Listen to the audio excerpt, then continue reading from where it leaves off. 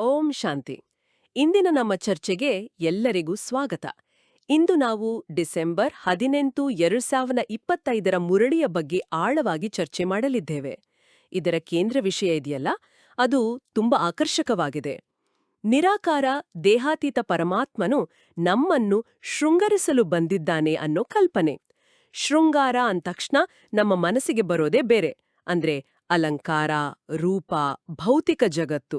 ಇದು ಸಂಪೂರ್ಣವಾಗಿ ಒಂದು ಆಧ್ಯಾತ್ಮಿಕ ಪರಿಕಲ್ಪನೆ ಅಂತ ನಾವು ಹೇಗೆ ಅರ್ಥ ಮಾಡ್ಕೊಳ್ಳೋದು? ಇದು ತುಂಬ ಆಳವಾದ ಪ್ರಶ್ನೆ.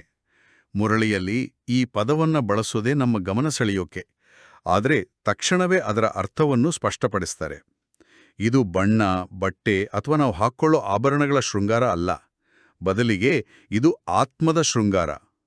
ಇಂದಿನ ಮುರಳಿಯಲ್ಲಿ ಈ ಶೃಂಗಾರದ 3 ಮುಖ್ಯ ಆಯಾಮಗಳನ್ನು ಹೇಳಿದ್ದಾರೆ. ಮೊದಲನೇದು ಜ್ಞಾನರತ್ನಗಳ ಶೃಂಗಾರ, ಎರಡನೆಯದು ಪವಿತ್ರತೆಯ ಬೆಳಕಿನ ಕಿರೀಟ, ಮತ್ತು ಮೂರನೆಯದು ದೈವಿ ಗುಣಗಳ ಆಭರಣಗಳು. ಇದರ ಅಂತಿಮ ಗುರಿ ನಮ್ಮನ್ನು ಸುಂದರಗೊಳಿಸೋದು ಮಾತ್ರ ಅಲ್ಲ, ಬದಲಿಗೆ ವಿಶ್ವದ ಅತ್ಯುತ್ತಮ ಪದವಿ ಅಂದ್ರೆ ಲಕ್ಷ್ಮೀನಾರಾಯಣ ಪದವಿಯನ್ನು ಕೊಡೋದು. ಅದ್ಭುತ.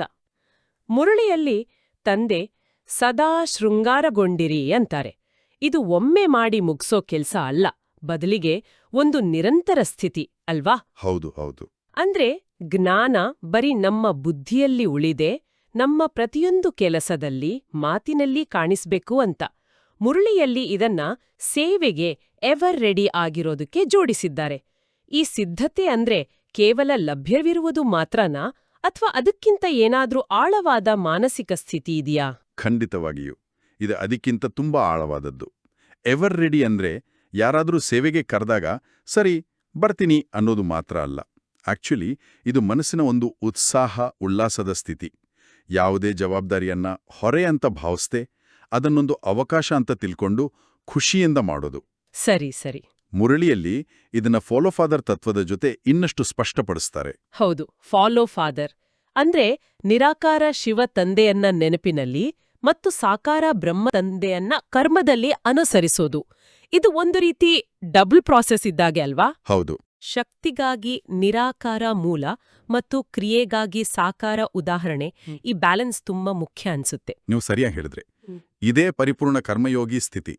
ಶಿವ ತಂದೆಯ ನೆನಪಿನಿಂದ ನಾವು ಆತ್ಮಿಕ ಶಕ್ತಿಯನ್ನ ಅಂದ್ರೆ ಬ್ಯಾಟ್ರಿಯನ್ನ ಚಾರ್ಜ್ ಮಾಡ್ಕೋತೀವಿ. ಆದರೆ ಆ ಶಕ್ತಿಯನ್ನ ಹೇಗೆ, ಯಾವಾಗ, ಯಾವ ಮನೋಭಾವದಿಂದ ಬಳಸಬೇಕು ಅನ್ನೋದಿಕ್ಕೆ ಬ್ರಹ್ಮ ತಂದೆಯ ಜೀವನವೇ ನಮಗೆ ಪ್ರಾಕ್ಟಿಕಲ್ ಗೈಡ್. ಅವರಿಬ್ಬರನ್ನೂ ಅನುಸರಿಸಿದಾಗ ಮಾತ್ರ ನಮ್ಮ ಶೃಂಗಾರ ಪೂರ್ಣ ಆಗತ್ತೆ. ಆಗ ನಾವು ಸೇವೆಗೆ ಸದಾ ಎವರ್ ರೆಡಿ ಆಗಿರೋಕೆ ಸಾಧ್ಯ. ಈ ಶೃಂಗಾರದ ಒಂದು ಮುಖ್ಯ ಆಭರಣ ಅಂದ್ರೆ ಪವಿತ್ರತೆ. ಮುರಳಿಯಲ್ಲಿ ಬೆಳಕಿನ ಕಿರೀಟದ ಬಗ್ಗೆ ಹೇಳಿದ್ದಾರೆ. ಇದನ್ನ ನಾವು ಕಲ್ಪನೆ ಮಾಡ್ಕೋಬೇಕಾ, ಅಥವಾ ಇದು ಪವಿತ್ರ ಸ್ಥಿತಿಯ ಒಂದು ಸಹಜ ಪರಿಣಾಮನಾ? ಇದು ಆಕ್ಚುಲಿ ಪವಿತ್ರ ಸ್ಥಿತಿಯ ಸಹಜ ಪರಿಣಾಮ. ನಾವು ಇದನ್ನ ಸೃಷ್ಟಿ ಮಾಡೋಕೆ ಪ್ರಯತ್ನ ಮಾಡಬೇಕಾಗಿಲ್ಲ.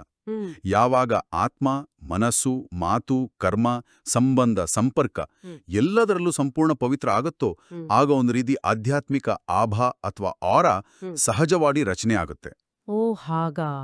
ಈ ಆಭೆ ನಮ್ಮ ಸಂಪರ್ಕಕ್ಕೆ ಬರೋ ಬೇರೆ ಆತ್ಮಗಳಿಗೆ ಶಾಂತಿ, ಶಕ್ತಿ ಮತ್ತು ಪಾವನತೆಯ ಅನುಭವ ಕೊಡುತ್ತೆ. ಇದೇ ಆ ಬೆಳಕಿನ ಕಿರೀಟ. ಇದು ಕಣ್ಣಿಗೆ ಕಾಣೋ ಬೆಳಕಲ್ಲ, ಅನುಭವಕ್ಕೆ ಬರುವ ಶಕ್ತಿ. ಇಂಥ ಒಂದು ಶಕ್ತಿಶಾಲಿ ಸ್ಥಿತಿ ಅಂದಾಗ ಸಾಮಾನ್ಯವಾಗಿ ಆಧ್ಯಾತ್ಮದಲ್ಲಿ ದೈವದಲ್ಲಿ ಲೀನವಾಗೋದು ಅನ್ನೋ ಮಾತು ನೆನ್ಪಾಡುತ್ತೆ. ಆದ್ರೆ ಮುರಳಿ ಈ ಕಲ್ಪನೆಯನ್ನೇ ಪ್ರಶ್ನೆ ಮಾಡುತ್ತೆ ಅಲ್ವಾ? ಹೌದು.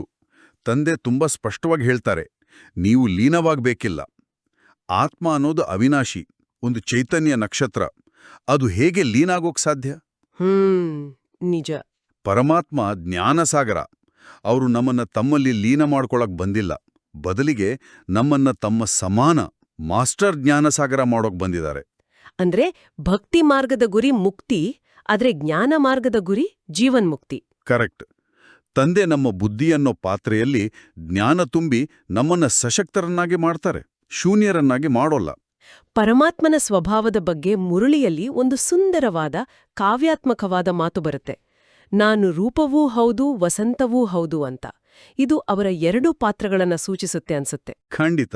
ರೂಪ ಅಂದ್ರೆ ಪರಮಾತ್ಮನ ಜ್ಞಾನದ ಸಾಗರ, ಸತ್ಯದ ಸಾಕಾರ ಸ್ವರೂಪ. ಅವರ ಜ್ಞಾನ ಸ್ಥಿರ, ಶಾಶ್ವತ. ಆದರೆ ವಸಂತ ಅನ್ನೋದು ಅವರ ಕ್ರಿಯಾತ್ಮಕ ಪಾತ್ರವನ್ನು ತೋರಿಸುತ್ತೆ. ಹೇಗೆ? ಸ್ವಲ್ಪ ವಿವರಿಸ್ತೀರಾ? ಹೇಗೆ ವಸಂತ ಋತು ಒಣಗಿದ ಗಿಡಮರಗಳಿಗೆ ಹೊಸ ಚೈತನ್ಯ ಕೊಡುತ್ತೋ ಹಾಗೆಯೇ ಜ್ಞಾನಸಾಗರ ತಂದೆ ನಮ್ಮ ತರದ ಪತಿತ ಶಕ್ತಿಹೀನ ಆತ್ಮಗಳ ಮೇಲೆ ಜ್ಞಾನದ ಮಳೆ ಸುರಿಸಿ ನಮ್ಮನ್ನ ಮತ್ತೆ ಪುಣ್ಯಾತ್ಮರನ್ನಾಗಿ ಸತೋಪ್ರಧಾನರನ್ನಾಗಿ ಮಾಡ್ತಾರೆ. ಓ, ರೂಪಾ ಅವರ ಅಸ್ತಿತ್ವ, ವಸಂತ ಅವರ ಕರ್ತವ್ಯ. ತುಂಬಾ ಚೆನ್ನಾಗಿದೆ. ಹಾಗಿದ್ರೆ ಈ ವಸಂತ ಋತುವಿನ ಪರಿವರ್ತನೆಯ ಮೂಲಕ ನಾವು ಪಾವನರಾಗ್ತೀವಿ. ಮುರಳಿಯಲ್ಲಿ ಈ ಪಯಣವನ್ನ ಶಿವನ ಬಾರಾತ್ ಅಥವಾ ಶಿವನ ಮೆರವಣಿಗೆ ಅಂತ ಹೇಳಿದ್ದಾರೆ. ಈ ಮೆರವಣಿಗೆಯಲ್ಲಿ ಸೇರೋಕೆ ಎಂಟ್ರಿ ಪಾಸ್ ಏನು? ಈ ಮೆರವಣಿಗೆಯ ಒಂದೇ ಒಂದು ಎಂಟ್ರಿ ಪಾಸ್ ಅಂದ್ರೆ ಪವಿತ್ರತೆ. ನಾವೆಲ್ಲ ಆತ್ಮಗಳು ಮಧುಮಕ್ಕಳು. ಶಿವ ತಂದೆ ಮಧುಮಗ ನಮ್ಮನ್ನ ಶಾಂತಿಧಾಮಕ್ಕೆ ವಾಪಸ್ ಕರ್ಕೊಂಡು ಹೋಗೋಕೆ ಬಂದಿದ್ದಾರೆ. ಹೌದು. ತಂದೆ ಒಂದು ಸ್ಪಿರಿಚುವಲ್ ಲೆಕ್ಕಾಚಾರ ಕೊಡ್ತಾರೆ. ಈ ಒಂದು ಜನ್ಮದಲ್ಲಿ ಸಂಪೂರ್ಣ ಪವಿತ್ರರಾದ್ರೆ ಅದಕ್ಕೆ ಪ್ರತಿಯಾಗಿ 21 ಜನ್ಮಗಳ ಸ್ವರ್ಗದ ರಾಜ್ಯಭಾಗ್ಯ ಸಿಗುತ್ತೆ. ಈ ಪುರುಷಾರ್ಥದ ಯಾತ್ರೆಯಲ್ಲಿ ಕೆಲವೊಮ್ಮೆ ಮನಸ್ಸು ಚಂಚಲ ಆಗಬಹುದು. ಅದಕ್ಕೆ ಮುರಳಿ ಒಂದು ಸರಳವಾದ ಉಪಾಯ ಹೇಳುತ್ತೆ ಅಲ್ವಾ? ತಂದೆಯೊಂದಿಗೆ ಸಿಹಿ ಸಂಭಾಷಣ. ಹೌದು, ಇದು ಯೋಗದ ಅತ್ಯಂತ ಸಹಜ ವಿಧಾನ. ಮನಸ್ಸು ಅಲ್ಲಲ್ಲಿ ಓಡಾಡ್ದ್ರೆ ಸುಮ್ನೆ ಕೂತು ಏಕಾಗ್ರತೆ ಮಾಡೋಕೆ ಕಷ್ಟಪಡೋ ಬದಲು ತಂದೆ ಜೊತೆ ಫ್ರೆಂಡ್ಲಿಯಾಗಿ ಒಂದು ಮಗುವಿನ ಥರ ಮಾತಾಡಿ. ಉದಾಹರಣೆಗೆ, ಬಾಬಾ, ನೀವು ಎಷ್ಟು ಸ್ವೀಟ್ ಆಗಿದ್ದೀರಾ, ನಮ್ಮನ್ನ ಮುಳ್ಳುಗಳಿಂದ ಹೂಗಳನ್ನಾಗಿ ಮಾಡೋಕ್ ಬಂದಿದ್ದೀರಿ. ಈ ಥರ ಪ್ರೀತಿಯ ಮಾತುಗಳು ಆತ್ಮದಲ್ಲಿ ಕೃತಜ್ಞತೆಯ ಭಾವವನ್ನ ತರುತ್ತೆ. ಆಗ ಮನಸ್ಸು ತಾನಾಗೆ ಏಕಾಗ್ರವಾಗುತ್ತೆ. ನಾವು ಸ್ವದರ್ಶನ ಚಕ್ರಧಾರಿ ಅನ್ನೋ ಪದವನ್ನ ಆಗಾಗ ಕೇಳ್ತೀವಿ. ಇದು ಬರೀ ನಮ್ಮ 84 ಜನ್ಮಗಳ ಕಥೆಯನ್ನ ನೆನ್ಪಿಸ್ಕೊಳ್ಳೋದಾ ಅಥವಾ ಇದರಿಂದ ನಮ್ಮ ದೃಷ್ಟಿಕೋನನೇ ಬದಲಾಗುತ್ತಾ? ಇದು ಕೇವಲ ಕಥೆ ನೆನ್ಪಿಸ್ಕೊಳ್ಳೋದಕ್ಕಿಂತ ತುಂಬಾ ಆಳವಾದದ್ದು. ಇದು ಸಾಕ್ಷಿ ಪ್ರಜ್ಞೆಯನ್ನ ಬೆಳೆಸ್ಕೊಳ್ಳೋ ಪ್ರಕ್ರಿಯೆ. ಸಾಕ್ಷಿ ಪ್ರಜ್ಞೆ? ಹೌದು. ನಾನು ಆತ್ಮ, ಸತ್ಯಯುಗದಲ್ಲಿ ದೇವತೆಯಾಗಿದ್ದೆ ಅಂತ ಚಕ್ರವನ್ನ ತಿರುಗಿಸಿದಾಗ ನಾವು ಈ ಜನ್ಮದ ಸಣ್ಣ ಪುಟ್ಟ ಸುಖ ದುಃಖ ಮಾನ ಅಪಮಾನದಿಂದ ಮೇಲೆ ಏಳ್ತೀವಿ. ಓ, ನಾವು ನಾಟಕದ ನಟರು ಅನ್ನೋ ಸ್ಮೃತಿ ಬರುತ್ತೆ. ಕರೆಕ್ಟ್. ಆಗ ಪ್ರಸ್ತುತ ದೃಶ್ಯದಲ್ಲಿ ಅತಿಯಾಗಿ ಸಿಕ್ಕಿ ಹಾಕೊಳ್ಳಲ್ಲ. ಈ ಸಾಕ್ಷಿ ಸ್ಥಿತಿಯ ಬಗ್ಗೆ ಮಾತಾಡ್ದಾಗ ಮುರಳಿಯಲ್ಲಿರೋ ಒಂದು ಮಾತು ನೆನಪಾಗುತ್ತೆ. ಅಮ್ಮ, ಮರೆತೋ ಹಲ್ವಾ ಖಾವ್. ಇದು ಕೇಳೋಕ್ ಸ್ವಲ್ಪ ಕಠೋರ ಅನ್ಸುತ್ತೆ ಅಲ್ವಾ? ಇದು ಭಾವನೆಗಳನ್ನ ಹತ್ತಿಕ್ಕೋತರ ಇದೆಯಲ್ಲ? ಇದೊಂದು ಅದ್ಭುತ ಪ್ರಶ್ನೆ. ಖಂಡಿತ ಇದು ಭಾವನೆಗಳನ್ನ ಹತ್ತಿಕ್ಕೋದಲ್ಲ, ಬದಲಿಗೆ ಅವುಗಳನ್ನ ಮೀರಿ ಹೋಗೋದು. ತಂದೆ ನಮ್ಮನ್ನ ಆತ್ಮ ಅಭಿಮಾನಿ ಸ್ಥಿತಿಯಲ್ಲಿ ಸ್ಥಿರವಾಗಿರಿಸೋಕೆ ಬಯಸ್ತಾರೆ. ಆ ಸ್ಥಿತಿಯಲ್ಲಿ ನಾವು ನಾಟಕದ ಪ್ರತಿಯೊಂದು ದೃಶ್ಯವನ್ನ, ಅದು ಹುಟ್ಟೇ ಇರ್ಲಿ ಸಾವೇ ಇರ್ಲಿ, ಸಾಕ್ಷಿಯಾಗಿ ನೋಡ್ತೀವಿ. ಅಂದ್ರೆ ಆತ್ಮ ಒಂದು ಹಳೆ ಬಟ್ಟೆ ಬಿಟ್ಟು ಹೊಸ ಬಟ್ಟೆ ಹಾಕಿದೆ ಅನ್ನೋ ತಿಳುವಳಿಕೆ. ಹೌದು. ಹಲ್ವಾ ತಿನ್ನುವುದು ಅನ್ನೋದು ಒಂದು ಸಂಕೇತ ಅಷ್ಟೆ. ಅಂದ್ರೆ ನಾಟಕವನ್ನ ಧೈರ್ಯದಿಂದ ಸಂತೋಷದಿಂದ ಸ್ವೀಕರಿಸೋದು. ಕಣ್ಣೀರು ಹಾಕಿದ್ರೆ ನಾನು ಈ ದೇಹ ಅನ್ನೋ ದೇಹ ಅಭಿಮಾನದಲ್ಲಿ ಸಿಲುಕಿ ಜ್ಞಾನದ ಪರೀಕ್ಷೆಯಲ್ಲಿ ಫೇಲ್ ಆದ ಹಾಗೆ ಅಂತ ತಂದೆ ಹೇಳ್ತಾರೆ. ಸರಿ, ಈ ಅಚಲ ಸ್ಥಿತಿಯನ್ನ ತಲುಪೋದು ಗುರಿ. ಆದ್ರೆ ಪ್ರಾಕ್ಟಿಕಲ್ ಆಗಿ ಯೋಗದಲ್ಲಿ ಕೂತಾಗ ಮನಸ್ಸು ಚಂಚಲಾಗುತ್ತೆ.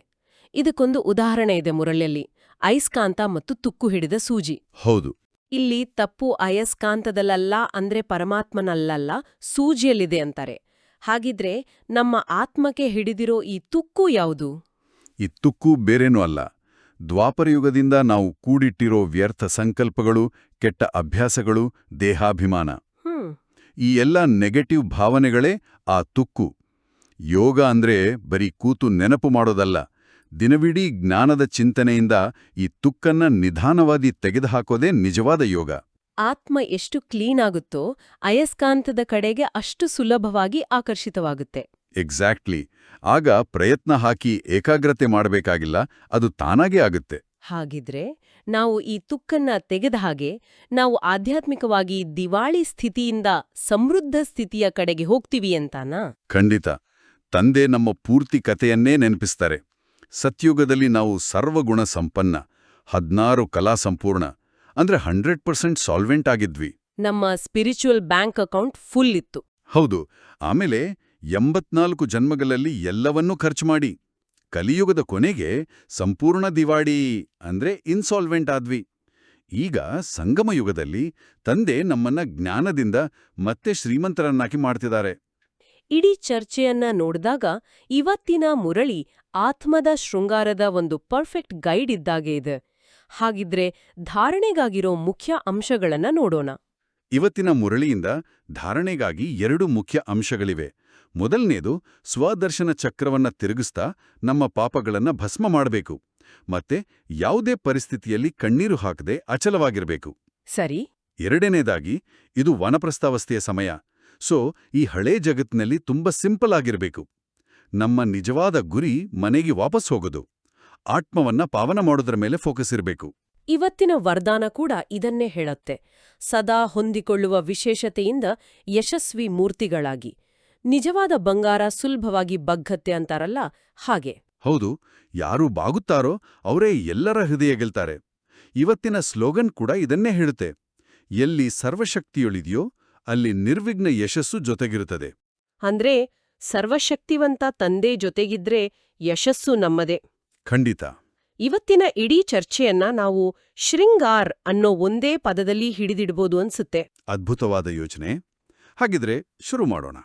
ಎಸ್ ಅಂದ್ರೆ ಸ್ವದರ್ಶನ ಚಕ್ರಧಾರಿ, ಸಾಕ್ಷಿಯಾಗಿರೋದು. ಸರಿ. ಹೆಚ್ಚಂದ್ರೆ ಹರ್ಷಿತಮುಖಿ, ಸೇವೆಗೆ ಸದಾ ಎವರ್ ರೆಡಿಯಾಗಿರೋ ಸಂತೋಷದ ಸ್ಥಿತಿ. ಕರೆಕ್ಟ್.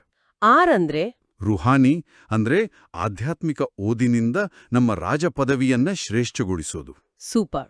ಐ ಅಂದ್ರೆ ಈಶ್ವರ ಅಂದ್ರೆ ಒಬ್ಬ ನಿರಾಕಾರ ತಂದೆಯ ನೆನಪಿನಲ್ಲಿರೋದು. ಹೌದು. ಎನ್ ಅಂದ್ರೆ ನಿರ್ವಿಕಾರಿ ಮತ್ತು ಸಂಪೂರ್ಣ ಪಾವನರಾಗೋದು. ಶಿವನ ಬರಾತ್ನ ಎಂಟ್ರಿ ಪಾಸ್. ಅದ್ಭುತ. ಜಿ ಅಂದ್ರೆ ಗುಣಗಳನ್ನ ಧಾರಣೆ ಮಾಡಿ ಮನುಷ್ಯರಿಂದ ದೇವತೆಯಾಗೋದು. ಸರಿ. ಎ ಅಂದ್ರೆ ಆತ್ಮಾಭಿಮಾನಿಯಾಗಿ ಅಚಲವಾಗಿರೋದು, ಕಣ್ಣೀರು ಹಾಕದಿರೋದು. ಮತ್ತು ಕೊನೆಯದಾಗಿ ಮತ್ತೊಮ್ಮೆ ಆರ್. ರಾಜಯೋಗಿಯಾಗಿ ರಾಜಲ ರಾಜನಾಗುವ ನಮ್ಮ ಅಂತಿಮ ಗುರಿ ಶೃಂಗಾರ್. ಇದು ಬರೀ ಪದವಲ್ಲ, ಸಂಪೂರ್ಣ ಪುರುಷಾರ್ಥದ ಸಾರ. ತುಂಬಾ ಸುಂದರವಾಗಿ ಎಲ್ಲವನ್ನು ಒಟ್ಟಿಗೆ ತಂದಿದ್ದೀರಿ. ಈಗ ಈ ವಿಚಾರಗಳನ್ನ ನಮ್ಮ ಚೇತನದಲ್ಲಿ ಸ್ಥಾಪಿಸುವ ಸಮಯ. ಹಾಗಿದ್ರೆ ಈ ಜ್ಞಾನವನ್ನ ನಮ್ಮೊಳಗೆ ಸ್ಥಿರಗೊಳಿಸಲು ಕೆಲವು ಶಕ್ತಿಶಾಲಿ ಸ್ವಮಾನಗಳ ಅಭ್ಯಾಸ ಮಾಡೋಣ. ಎಲ್ಲರೂ ಮನಸ್ಸಿನಲ್ಲೇ ಇದನ್ನ ಪುನರಾವರ್ತಿಸಬಹುದು. ನಾನು ಮಾಸ್ಟರ್ ಜ್ಞಾನ ಸೂರ್ಯ ಆತ್ಮ. ನನ್ನ ಜ್ಞಾನದ ಪ್ರಕಾಶದಿಂದ ಅನೇಕ ಆತ್ಮರ ಅಂಧಕಾರ ದೂರವಾಗುತ್ತಿದೆ. ನಾನು ಯಶಸ್ವಿ ಮೂರ್ತಿ ಆತ್ಮ. ಯಶಸ್ಸು ನನ್ನ ಹಣೆ ಮೇಲೆ ವಿಜಯದ ತಿಲಕದಂತೆ ಹೊಳೆಯುತ್ತಿದೆ. ನಾನು ಸಂಪೂರ್ಣ ಪವಿತ್ರ ಫರಿಷ್ಠೆ. ನನ್ನ ಪವಿತ್ರತೆಯ ಶಕ್ತಿಯಿಂದ ಪ್ರಕೃತಿ ಮತ್ತು ವಾಯುಮಂಡಲ ಪಾವನವಾಗುತ್ತಿದೆ. ನಾನು ಪದ್ಮಾಪದಂ ಭಾಗ್ಯಶಾಲಿ ಆತ್ಮ. ಇಂದಿನ ಚರ್ಚೆ ನಮ್ಗೆ ಆತ್ಮಿಕ ಶೃಂಗಾರದ ಬಗ್ಗೆ ತುಂಬಾ ಆಳವಾದ ಜ್ಞಾನವನ್ನ ನೀಡಿದೆ. ಈಗ ಎಲ್ಲರಿಗೂ ಚಿಂತನೆಗಾಗಿ ಒಂದು ಪ್ರಶ್ನೆ. ಇಂದಿನ ಮುರಳಿಯಿಂದ ನಿಮ್ಮ ಆತ್ಮಿಕ ಶೃಂಗಾರಕ್ಕಾಗಿ ಯಾವ ಒಂದು ವಿಶೇಷ ಜ್ಞಾನ ರತ್ನವನ್ನು ಇಡೀ ದಿನ ಧಾರಣೆ ಮಾಡುವಿರಿ? ಅದು ಅಚಲವಾದ ಸಾಕ್ಷಿ ಸ್ಥಿತಿಯೇ ಅಥವಾ ತಂದೆಯೊಂದಿಗೆ ನಡೆಸುವ ಸಿಹಿ ಸಂಭಾಷಣೆಯೇ?